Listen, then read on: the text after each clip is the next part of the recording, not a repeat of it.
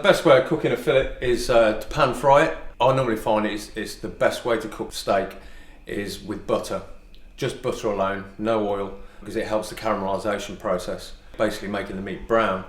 You get a lot more flavour put into the beef.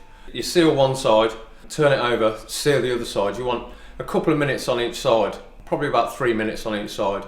And then with a fillet, because it's round, you need to seal all the way around the outside as well. What I do at the restaurant at Oscar's, to try and keep the heat going through the meat so it's not starting to cool down on the top, is I continually baste the steaks with the butter that's in the pan.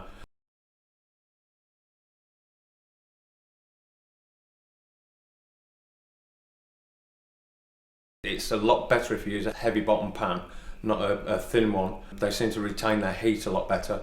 They don't get as hot as a thin pan, so you're not gonna burn the steak, because that's what you don't want. That it will taste bitter, and it won't look very good. And then you want probably about 5 minutes just to let the meat rest after you've cooked it. Take it out of the pan, put it on a tray, and leave it. That'll let the muscle relax. It'll start letting a lot of the juices come back into the meat, and it will just eat a lot better if you leave it to rest.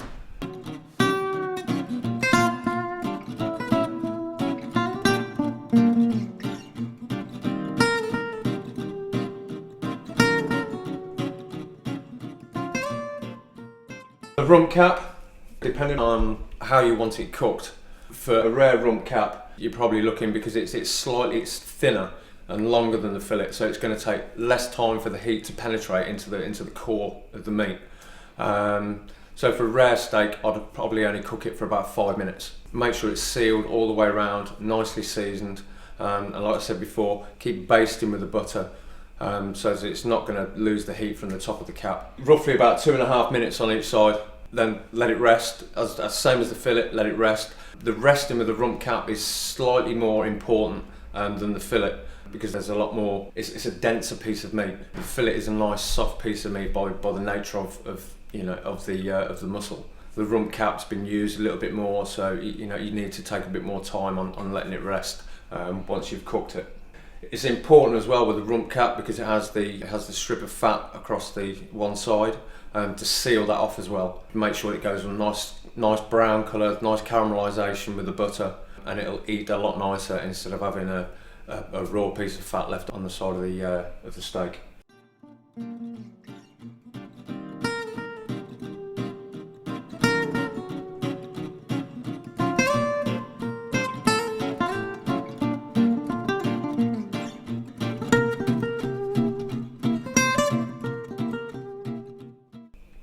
The côte de boeuf, that's been taken off a rib of beef, and obviously that, because of the actual size of the piece of meat, it's going to take a lot longer to cook. It's the same process as pan frying the fillet and the rump, but then obviously because of the density of that piece of meat, it's then going to have to go through the oven to carry on that cooking process. I'd cook that. It will be rare, same as the way I cook the other two steaks. Pan fry it, seal it on all sides. It's a bit more difficult with a côte de boeuf with the bone in the middle, but with cooking it on the bone, it also imparts a lot more flavour into the meat, keeps it a lot more tender. It won't dry out as much as it could do without the bone being there, because that's protecting part of the meat, as it were. So I'd seal that off for sort of like 3-4 minutes on each side. Make sure it's nicely caramelised, well seasoned. Same cooking process as with the rump cap and the chateau.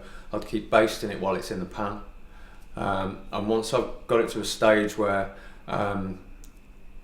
it would be medium rare in the pan, it's right in the middle, it's going to be very rare. So then that's when it would be placed in the oven for about 10-15 minutes. I'll put it into a hot oven about 200 degrees. Make sure that you preheat the oven. You don't want to put the meat in there and let it cool down in temperature and then come back up, because basically all that's going to do then is make the meat contract on itself. You'll lose a lot of the moisture out of the meat. It'll be dry, and there is a tendency for it to be slightly tough if you do that. So make sure that you preheat the oven, turn the oven on, set it for 200 degrees, then start pan frying your steak to make sure that the oven's nice and hot. Take it off the stove, put it straight in the oven in the pan that you've started sealing it off in, because then you're not going to have any loss of temperature. It's going to carry on cooking at the same time as what it would on the stove. And again, once it's been in the oven for sort of 10 to 15 minutes, remove it from the oven, put it onto a tray, let it rest. Same as the other two steaks, it needs that time to rest to let the meat relax. The resting time is almost as important as the cooking, the actual cooking of the meat.